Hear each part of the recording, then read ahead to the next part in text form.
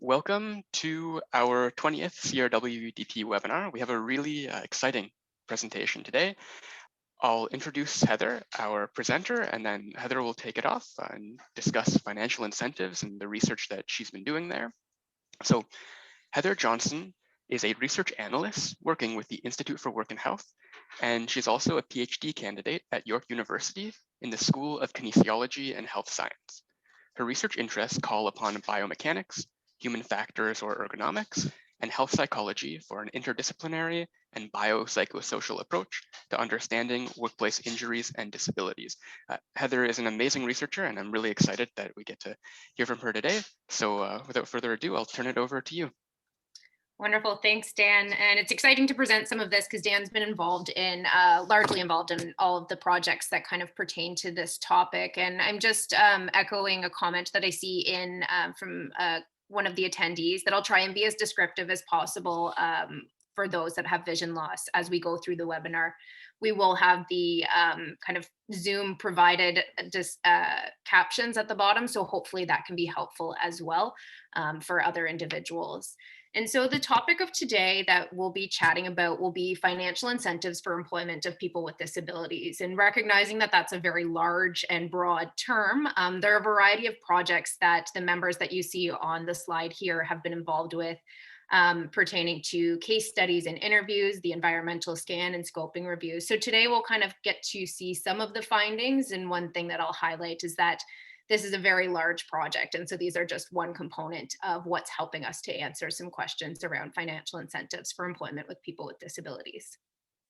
And so just before we begin, I wish to acknowledge the traditional land of the Huron-Wendat, the Seneca and the Mississaugas of the Credit River. So today this place is still home to many Indigenous people from across Turtle Island. And I'm very grateful for the opportunity that I have to work, teach, learn, live, play, and stay inside the four walls of my apartment during our lockdown on this land. And so for a webinar overview and just recognizing everyone's Zoom fatigue, I'll just kind of provide a little breakdown of how our order of go will go for the next 30 or so minutes. So you can tune in when you feel most pertinent, and if you feel like you've kind of lost track of where we are, we'll briefly go through a bit of background, and together we'll define financial incentives. We'll look at a scoping review that the team conducted starting in 2017, and then kind of see how that bridges into the environmental scan that we're currently conducting right now. We'll go through some preliminary findings by looking at a couple countries that we've looked at some financial incentives throughout, and then we'll go into a bit of summary and next steps for this so that we can have a bit of a learning question and answer period where I can get feedback from the audience on the research that we're doing, as well as help answer some of the questions that you might have. And so together by the end of the webinar, what I'm hoping we'll be able to do is develop a very broad view of financial incentives, as well as start to consider when, where, or how they might work best, or maybe they don't work best, especially situated within maybe the Ontario or Canadian context. So for background and rationale for these studies, I'm assuming based on your involvement and most of the people on this webinar here being involved with the CRWDP, it's unsurprising for us to know that in Ontario, estimated 1 in 7 people have a disability, and the unemployment or non-employed rate is somewhat concerning at 53% or even greater. And when we compare that to individuals without a disability, we see quite a difference there. And so in Ontario, there's a few employment strategies that have been kind of mandated throughout to 2025, including increasing the number of jobs, as well as decreasing the number of unemployed Ontarians with disabilities. And so financial incentives specifically are one way that some of the federal funding, as well as service providers, are looking to kind of tackle some of those employment strategies. And so in the Canadian context, in the Ontario context, we often hear the term wage subsidy being used. However, there's a bit of ambiguity around financial incentives. So that kind of urges this wide review on their use and best practice in order to meet employment objectives, help us direct some policy initiatives, and ultimately kind of reach that goal that's set out by Ontario employment strategy to increase employment for people with disabilities. And so here's where I'm trying to engage in your thoughts and ideas. And I invite you to type into the chat box if you are comfortable and if you are able, that just what is a financial incentive to you and what terms come to mind. So if you are able and comfortable, please feel free to put those into the chat box. This is just an exercise for us to see the diversity of what financial incentives mean to those that are attending here today. And key disclaimer here, there are no wrong answers. So as you're typing into the chat box, I'll kind of just give a little bit of a background behind financial incentives and kind of why we use that term. So a financial incentive is money that, or some sort of cost that a person or an organization or company might use to encourage some sort of behavior or action or outcome. And so specifically those outcomes and behaviors typically wouldn't have occurred if we hadn't had some sort of financial incentive.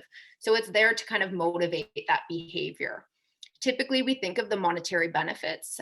We think of costs or pays and the different associations there, but really trying to understand and evaluate them is quite difficult because they are so complex and they kind of play a role with a variety of different actors, as well as we know that changing behavior or motivation can be quite difficult. And so some of the key things with financial incentives is that they must address different meanings, both literal, symbolic of money or other outcomes. And then they also have to kind of be situated within what is the utility of that incentive in group norms and the organizational structure. And so where we see financial incentives kind of taking place includes sales and business. They've long been promoted to increase sales or increase reviews on a certain product. We see them in the organizational literature when we look at employee performance, as well as in the health and wellness literature in terms of promoting healthy behaviors, healthy active lifestyles for the general population. And so I'm coming back to the chat box here because I see that it's been active, and I'm happy to see that there's so much discussion going on here, because I see a lot of terms kind of being incorporated here. So I see extra supports to train an employee, wage top up for a period of time, wage subsidies, job coaching, free training, people not getting a minimum salary from their work, monetary encouragement to gain buy-in, wage subsidies and specific programs, payroll tax deduction, subsidies. So here, there's a variety of different things that we all kind of associate with this term, and that kind of does show the breadth of what financial incentives are or maybe could be considered. And so thank you for joining in that activity. And where that kind of situates us now with defining financial incentives is something we've kind of been struggling with as a larger research team, and recognizing that financial incentives might not always be the best term, just due to the kind of polarized views, perceptions, or association with specific programs, one example being wage subsidies. And so our approach is much broader. We are looking kind of further and beyond that. And specifically in the research that I'm presenting today, we're looking at benefits, supports, or other means that are very critical here to kind of highlight this bolded word being provided to employers. And so any of these incentives that we're looking at aren't specifically the ones that are provided to job seekers, but these are ones just for employers. They can cover tasks, costs, accommodations that typically an employer would have had to pay for themselves as a means of encouraging recruitment, retention, or promotion of employment for people with disabilities. Now, on the second kind of end of our research question, we can also look at the concept of disability in employment. And we recognize that that's a complex and layered phenomenon, and everyone here would likely agree with that. And one thing that we need to consider are the different models of disability and how that influences how we look at disability in employment. And so we can look at the medical models and the functional limitations model, which focus more on a person's health and impairment or functional limitation, really kind of identifying an individual problem. And then we can kind of approach it from more of a social or human rights model, where we're looking at kind of the disadvantage that is attributed to the barriers of the physical and or social environment. And then lastly, we can kind of look at more of a relational model or relational concept, in which we have a combination of both the medical, more functional limitations model and the social and human rights model. and look at both the characteristics of an individual and the environment. And so on the screen here, I've just displayed kind of a layered approach for us to kind of describe how we're looking at disability. And the reason we highlight all of these different models is that one of the things that we need to consider when we start looking internationally is that different countries will have different models of disability, and that then therefore influences the different systems they have in place, maybe the different laws, and then in turn, the financial incentives they use. So after that little preamble and background, I'm going to jump into financial incentives to promote employment of people with disabilities. When and how do they work best? And so that question of when and how they work best really gets answered in a variety of ways. It's not just a scoping review. It's not just an environmental scan. And as I mentioned earlier, we have a large team that have been working on this project, and I'm just one member of that. But we've been conducting research since 2017, doing a variety of projects, which include the scoping review, as well as case studies in Ontario and more nationally. And then we're expanding into some international work as well. So for the purpose of today, I'm showing you a timeline here to show that I'm going to describe a little bit of the findings from our scoping review that we conducted and demonstrate how that influenced the environmental scan that we're working on currently. So some brief findings from our scoping review. We conducted this in 2017 and 2018, and then we updated just last year and are just kind of finishing that off here in 2021. But really what we wanted to know was what is known in the published literature about the use of financial incentives that are designed to encourage or motivate employers to hire and provide accommodation to workers with disabilities. And so this question was addressed using the following objectives, which included the scoping review of the literature to determine the current state of evidence surrounding the use of financial incentives to hire, employ, or retain people with disabilities. So as I mentioned earlier, we're looking at these ones that are more focused on the employer side and providing to employers. And so the scoping review was conducted in the 5 steps outlined by Arksey and O'Malley in 2005. And initially, our search consisted of 12 peer-reviewed articles that were attributed to 7 different bibliographic databases.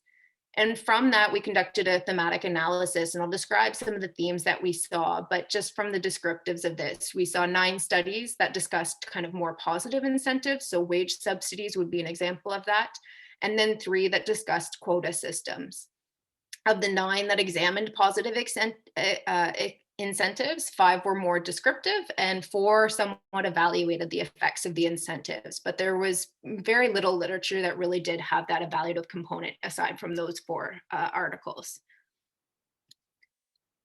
So in terms of brief findings and kind of looking at the themes from those articles that we pulled, one of the first things we saw was that employment characteristics play a big role in financial incentives. So the work sector, the type of firm, the firm size, that was going to be very important as to whether or not there would be the capacity to engage in these different incentives, or maybe even the motivation for an employer to use a financial incentive. Secondly, we also turned to employer knowledge.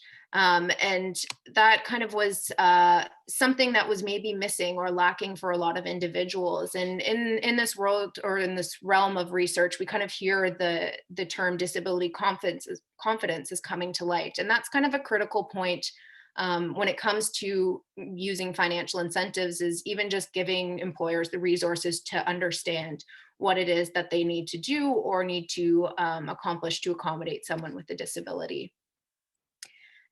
We also saw some other aspects that were kind of more negative when it came to common employer misconceptions about workers with a disability. So there still are these perceptions regarding productivity or lost work time when it comes to employing someone with a disability. So that's kind of an area that the literature suggests still plays a role in the use of financial incentives, regardless of how great the incentive is. There's still some misconceptions out there. We saw that the types of costs and related supports to offset them were somewhat confusing and really needed to be teased out better for employers to understand what would those costs look like. So what does an accommodation cost look like, and how do I access the supports that could help me to pay for that if I was an employer? The next 2 points that we saw common themes were really targeted more towards the job seeker. In that we see a lot of these financial incentives were described as more pigeonholing into low skilled entry level positions. And we recognize that's not necessarily what we want to see when we use these financial incentives. It isn't just a means of getting into the door, but there is the concept of retention and keeping long-term employment, and then the possibility of growth within a company as well. We also saw that optimal disclosure time would play a role. So whether or not an individual disclosed that they had a disability determines the eligibility of some of these financial incentives. And so that's a lot of pressure or concern more so onto the job seeker than the employer themselves. And lastly, the motivation for uptake for incentives. And so this can differ by person, by company, but whether or not, the motivation would respect whether or not they were actually intrinsically motivated to have some sort of incentive, or if there was some external motivation there that could be playing a role as to why they would look to these different financial incentives. And so as kind of a whole, when we categorize the different incentives that we saw, one of the approaches that was kind of described as the carrot versus the stick, or the carrot and the stick analogy to employer financial incentives. So on the screen, that's the image that you see here, is just a carrot and a stick. And that was referring to incentives that were more positive. And so in that category, we see support such as wage subsidy, those payroll tax deductions, cost offsets for accommodation. And then on the latter category, we see things that are more categorized as penalties or punishments, such as the quota systems and the penalties or levies for not reaching a target minimum employment rate. And so all of these concepts, the themes, as well as the categories of financial incentives, really got us thinking of how we would approach the environmental scan. And it broadened beyond wage subsidies. We had kind of already had the inkling that that would need to be the case. And it was probably time to start turning to countries that had different systems to understand what these other financial incentives looked like. And hopefully by the end of all this, we can start to understand these practices to see what's maybe best practice or good practice, and maybe what's not so great or maybe not applicable here in Canada. So I've summarized the scoping review very briefly, and now we're going to jump into the International Environmental Scan of Good Practices. And so I'll be kind of just providing the overview of this. This is currently ongoing, and it's kind of a fun experience here for this webinar for you to also kind of think about this scan if you were going through the literature or through websites and trying to figure out different incentive programs, maybe what you might change or do differently. And please do provide us that feedback. But the purpose of an environmental scan can be to assess internal and external environments of different programs, or to identify barriers or facilitators to different problems in the context of society or community. And so that environmental scan can help us inform strategic planning and decision makings for specific projects or policies. And I think very importantly within this topic, that's going to help us to kind of shape and create what funding and financial incentives look like moving forward in the Canadian context. And so our objectives here were to describe the breadth of financial incentives and to also identify characteristics that do or do not facilitate the use of financial incentives in the Canadian context. As an overview of the methods that we conducted for the scan, we first identified countries of interest. So we used our scoping review, those 12 articles initially, to kind of see what countries those were coming from. We turned to the UN developed countries, as well as some stakeholder input to kind of help us shape what countries we would start to look at. We then identified government and disability organization websites and searched those sites for different incentives and programs that they used, and again, narrowing that search to focus on financial incentives for employers. We're in the stage of data extraction and charting, as well as data analysis. And for the search itself, I'll go into a little bit more detail, but we had some search strings. So on the left here, I've highlighted some of the terms that we used, including financial, wage, subsidy, accommodation, program, tax, as well as the situation that we were looking for. So work or workplace, as well as including disability, impairment, or inclusion. So we identified those disability organizations and government programs, and the search that we performed was in Google, where we could attribute each of these search strings to a given URL or website to pull pertinent information relevant to a given program or incentive that was available. And then we charted all of this into Excel kind of by country, and we're just trying to group this now as to how they situate in terms of different financial incentives or in terms of different countries or models of disability, kind of playing with how we look at that right now. So the countries of interest that we've been looking at include Canada, and that isn't specifically part of the international scan, but there is a module in the larger project that's doing a mapping of the policy arena led by Rebecca Gewertz at McMaster University. And then the countries in this scan we looked at included Japan, France, Germany, Italy, United Kingdom, United States, Australia, and some of the Nordic countries as well. For today, I'll just present some countries examples. So we'll look at Japan, Germany, and Australia, which have kind of diverse different incentives that maybe aren't the same as what we see here in the Canadian context, or some of them actually might map over quite nicely. So it kind of just provides us a nice comparison as well as some contrast between what we see here. So in Japan, we first kind of looked to the overall regulatory framework, which includes both the labor and disability laws. And specifically, they have a law entitled the Promotion of Employment for Persons with Disabilities Law, which is set out to prohibit unfair discriminatory treatment against persons with disabilities for both public and private organizations. So this is functioning under a quota system in which there's a minimum employment rate set across all workplaces. And so the private sector is just slightly lower at a 2% quota system. And the public sector, which includes government organizations as well as the education system, can be upwards to 2.5%. Some key things here with this quota system was actually the way that it's employed in terms of calculating the number of individuals with disabilities who are at the workplace. So that differed based upon part and full-time work. So an individual who worked part-time might not necessarily be counted as one individual with a disability in the workplace, as well as the type and severity of the disability kind of did play a role. And it was more recently, I believe in the 2005 or 2016 update, that they added mental disability. Originally, it was more so the physical and intellectual disabilities. And so here we have different categories as well as severity of disability that would play a role in the overall count of individuals within your company. The way the levy system or the kind of penalty reward system worked was that there is a bit of positive incentive in that if you achieve greater than the minimum rate, you would have a monthly benefit adjustment as an employer. However, if you were below the minimum rate, you would be penalized with a monthly penalty amount that you would have to pay.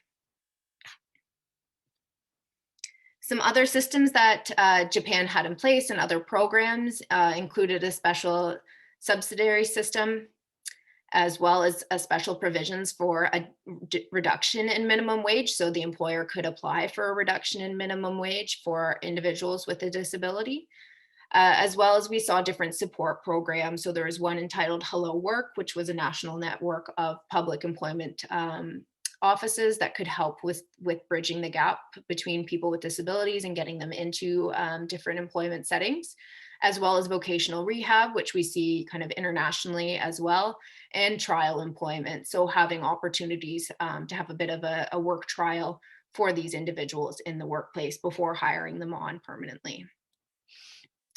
And so I'm going to jump to Germany next as the country. But one thing that I'll point out, again, as we're going through here, is I'm just providing some of these different systems or programs that are available. Again, not necessarily saying one is better than the other, or these are all of the good practices, or these are all of the bad practices. These are just what we're finding in the different countries. And so now we turn to Germany, where we look to their social code, which provides a broad range of integration assistance for people with severe disabilities. And there's different payments and opportunities available to employers to promote and recruit employment of people with disabilities. And so they also have a quota system, so a minimum employment rate. It's 5% across all organizations that have greater than 20 people. So a bit more of a standardized approach than what you saw in the Japan context. And here there was a penalty system also affiliated where there was a tiered system. So if you were less than the 5%, less than the 3%, or 2% quota, you had different penalties that would be placed to the employer. Those penalties, once paid, actually got back funded to being employment benefits for individuals with disabilities. Some other initiatives that we did see that were kind of unique to Germany were the extra benefits for individuals with disabilities in the workplace. So there was 5 additional days of holidays or 1 week of holidays that could be added on for a person with disabilities for employers to give them. That would be after 6 months of employment, as well as exemption from overtime for those individuals. There was also special protection from dismissal. So to go through the process of dismissing someone who had a disability, you would have to go through the local integration office and they would give approval prior to termination. And so I kind of highlight this one when we think of some of the programs that maybe get used, such as employer subsidies, which I highlight in the next bullet point, rather than just bringing someone on and then letting them go at the end of their subsidy. They required kind of this second step to go through, which included the government office. And now we've looked at 2 systems that both included quotas, and we'll switch now to Australia, where we see something that looks a little bit different. We don't see the quota system similarly to how we see the Canada and the US, where we don't see the quota systems being enacted. And this is based on the Disability Discrimination Act in Australia. And so the main sources of incentives that we see in Australia are provided by the Australian government support, as well as a variety of service providers and non-government organizations, which provide support and management. Those programs were also splayed out throughout different regions. So there were regional approaches to employment with disabilities, much like what we see here in Canada, where we have provincial differences in how the funding is provided to individuals with disabilities. And there was also a center called Job Access, which was part of the government that really helped facilitate these different programs. And so some of the programs that kind of governed the different incentives included the National Work Experience Program. So this would be if you were interested in offering some sort of work experience placement, and you would access that through a disability support provider in the area, as well as community development. And then the community and development program was focused more for remote Australia. So those areas that weren't accessing or having access to all of the resources that maybe more of an urban area would have. And then the National Disability Coordination Officer. And so that last one is really focusing in on the transition from school into work, which we see as kind of being a gap for individuals with disabilities. There were also a variety of subsidies available. So wage subsidies were still a commonly used incentive in Australia. They just had a variety of different tiers, much like we see in other countries as well, that would pertain to the different types of disabilities, different severities, different accommodations that were necessary based on a workplace. And those were a little bit more flexible and creative in their approaches, depending on what was needed.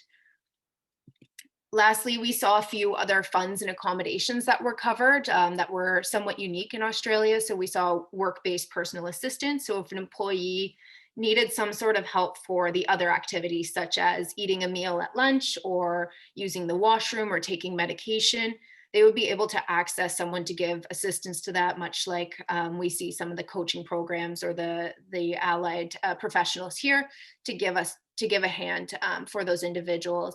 As well, we saw a mobility allowance. So this would be an employer being eligible to offset the cost to travel to and from work, and as well as a relocation to take up a job. So if they needed to actually move to take up that job, they would provide assistance, the government would provide assistance to the employer to help offset that cost. Lastly, the Work Assist program also focused in on ways to help keep an employee working if they needed to, if something had changed in their disability over time. So that kind of becomes important when we start to think about episodic disabilities and changes in the workplace. Lastly, one of their major funds include the Employment Assistance Fund. And so this goes directly to the employer, in which the employer would submit their funds to this application. The job access would then help facilitate the program, in which they would either provide a workplace assessment or not, and then they would continue to help offset the costs that were needed for that employer. So I've just highlighted a couple different countries that have a few different systems, and it's just something to get us thinking about where financial incentives are embedded and how diverse they can look. And so this is by no means how the structure of financial incentives has to look, but this is a way that I was starting to categorize when looking at these different concepts, where we have these kind of more system or larger approaches, including the legislations, so regulations, guidelines, and dismissal laws as well.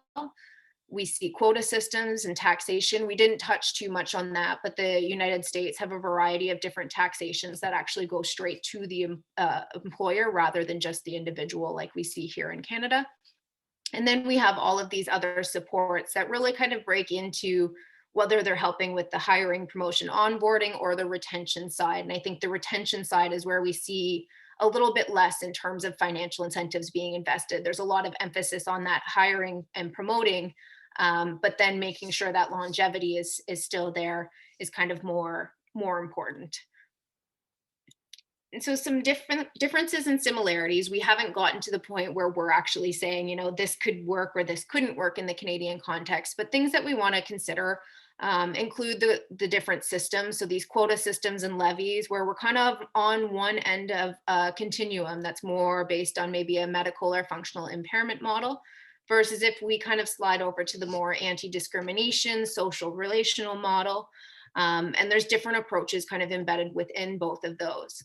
But what we see highlighted, regardless of the kind of overarching theme of each of these countries, is that a variety of incentives like wage subsidies, work trials, supported employment, vocational rehab, all tend to happen regardless of that overarching model. And so maybe that's where we need to kind of move forward and understand how these things are working best as they're being used internationally.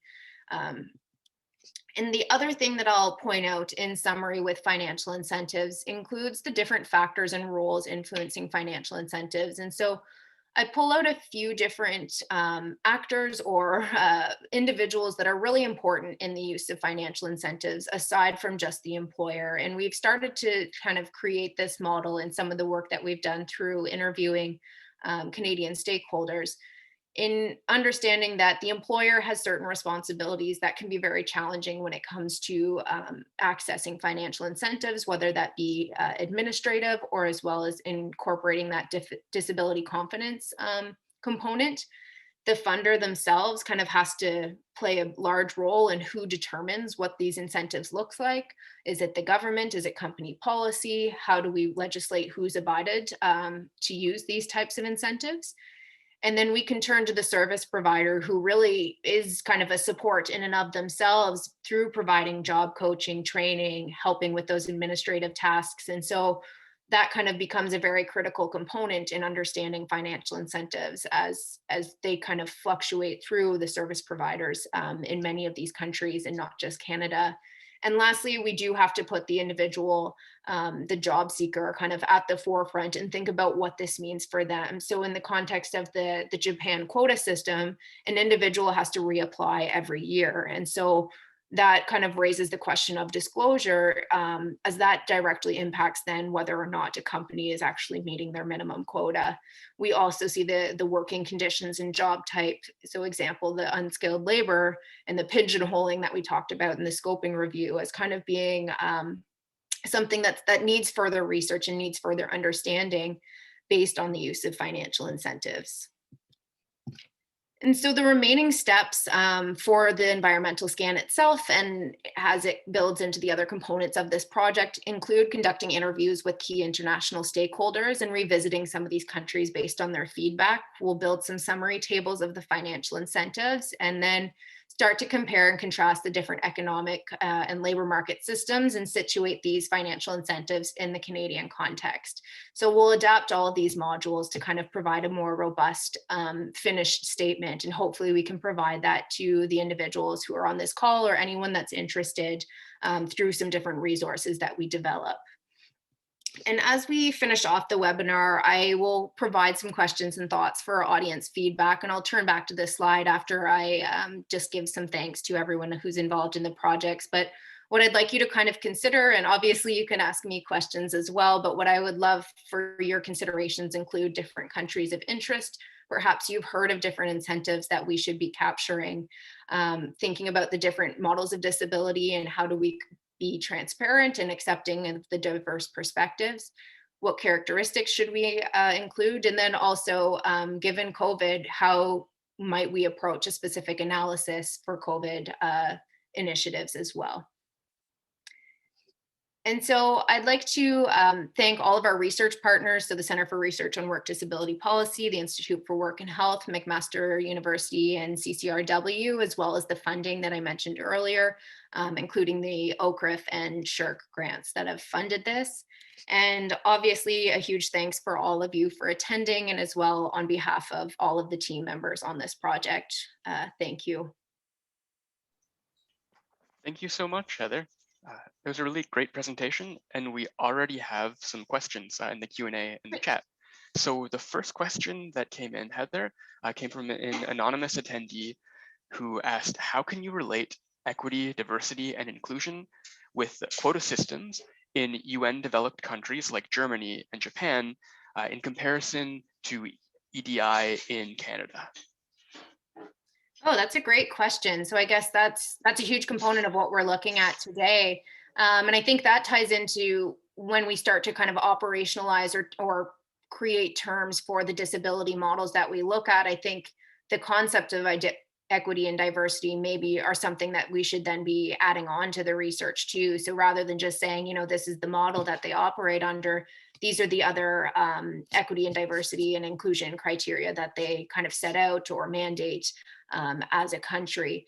I think the UN developed countries, like the statements that are put out on persons with disabilities and employment, can be helpful too, because there are some specific acts that are set out kind of for all of these countries.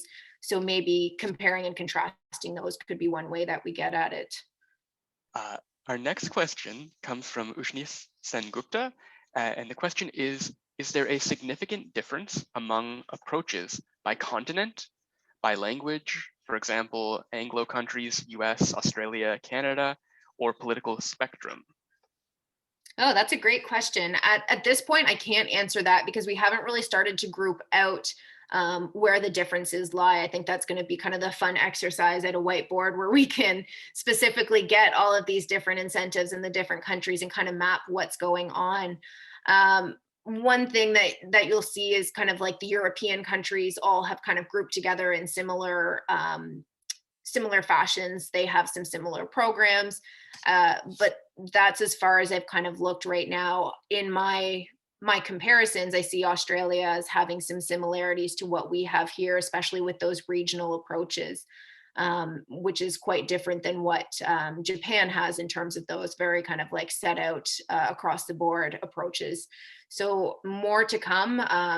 A kind of half answer for you there, but once we get kind of a fuller understanding of all of the different incentives, be happy to provide some answers to you.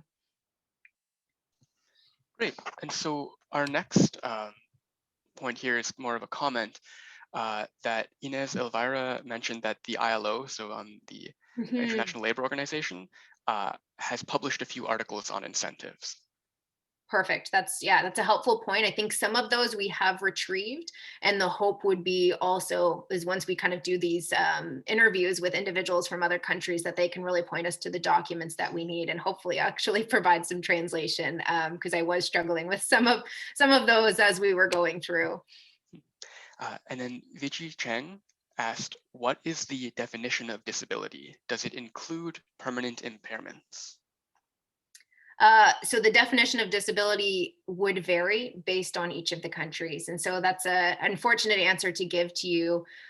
We would specifically look at it very broadly, and we wouldn't have many exclusion criterias. But in the examples that I gave, so Germany or Japan, they had specific criteria that would include a disability.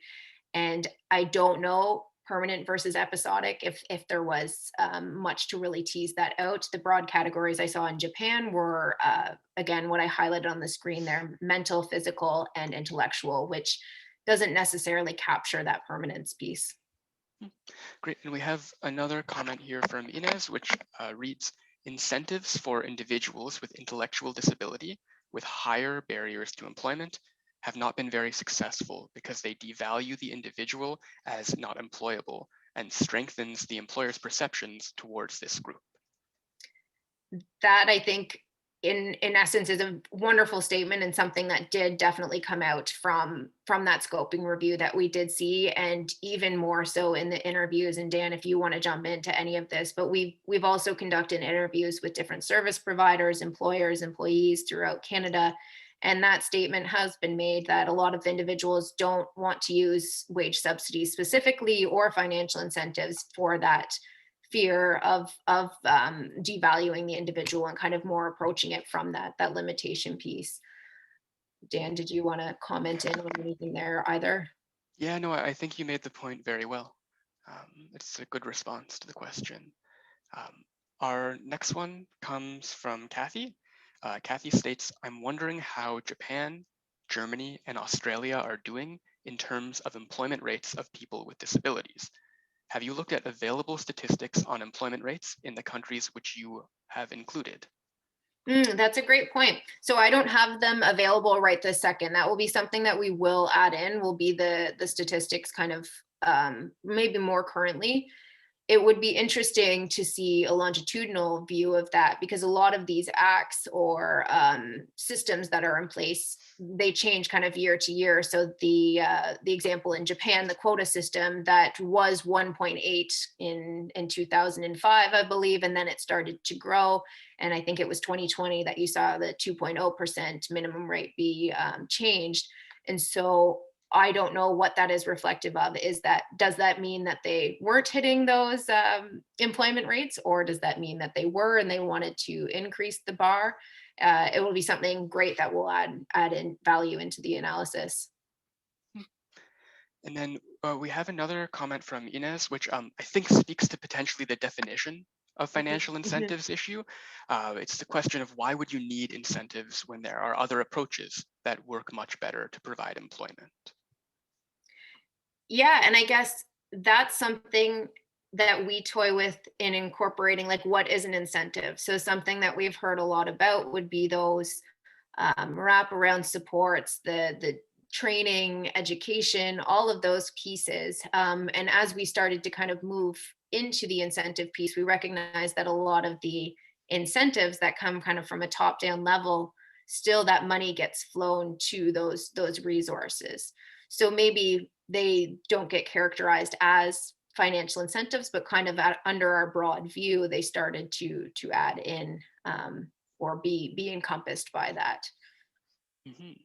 Yeah, and just to add to that, what some of our current research is doing on this project is to kind of look at what are those different approaches that work best in relation to things that are traditionally perceived as incentives, like wage subsidies, but also other practices like job matching, building relationships, skills training, and all sorts of other things that are used in order to get someone job ready and also to create that match and then to prepare the employer as well in terms of their disability confidence. So Vijay Cheng had a comment on her question around the definition of disability. She just wanted to ask it again, but specifically in the Canadian context, to ask what is the definition of disability within Canada, within the sort of mapping project that you've been working on, and does that include permanent impairment?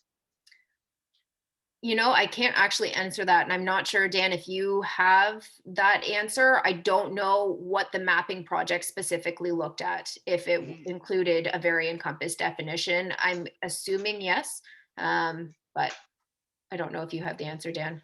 Yeah, so to my knowledge, it really depends on the program in Canada. Some programs have a very social model disability focus, others have a particularly medical model focus. There is not any particular consistency that I know of between, and this can vary depending on federal and provincial level as well. So I don't have a very firm answer to that question just because it does vary. And another comment here, which I think relates to a lot of the experience in this research, comes from Inez, stating that the lack of data in Canada makes it very difficult to measure success of any strategy that we have found. Yeah, another comment that I would echo is definitely the case, and Dan and I have had some conversations with some of the policy folk here in Canada who kind of have agreed. You know, we haven't followed up these programs longitudinally to see if they're making any sort of difference, and even service providers, they do their best and they do tend to follow up to make sure their programs are running and smoothly and helping kind of with that retention piece. But it does make it difficult for us to kind of on a whole say, yes, this program is working or this incentive is useful. And hopefully that there will be more. I'm hopeful kind of what we saw in the scoping review update was that even in a couple years, there were a few more articles that did kind of provide that. And hopefully service providers or policy funders can help us with that data. Yeah, and Julie Bowring followed up by saying, speaking to ODSP and federal disability credits, permanent impairment is usually expected, and it is episodic disability, which is less likely to be included. That's good to know. And so, yeah, to everyone, we do have another question here. So an anonymous attendee asked, is there anything we can do as researchers to push for policies on collecting data disaggregated by disability, particularly during the COVID-19 pandemic? Oh, that's, I feel like there's lots of people on this call who could help and would have some really great ideas on that perspective. But I think it does kind of start with how we conceptualize even our research, right? And getting the people who we're trying to target and make a difference with really involved in the research from the get-go. So some of the examples in our research including people, job seekers, service providers, into the research question development. And so that's been kind of useful for us from a data understanding perspective, but in terms of actually providing data for all of us to look at, there's going to be lots of hurdles to jump there. And Dan, I don't know if you'd like to add anything too. No, I think that's a good answer. From Terry Lynn Hewlett, the question is, I heard that in Sweden, individuals have financial support that can be brought to employment, such as sighted guide, transportation, and other disability-related supports. Is this being looked at as an incentive? This structure is more providing supports to the individual to bring versus to the employer. Are we looking at this as well? Yeah, that's a great point to bring up. And a lot of the countries still have things like that as well. So specifically in the scan that we were doing, we weren't including that. We would just include things that were directly provided to the employer. So the example in Australia of some of those programs, the Work Assist program, where the employer is the one who brings on that individual, the guide, whomever it might be, to assist would be considered, but the ones that are provided by an individual would not. However, I am certain that there is a need for understanding those as well. Mm-hmm.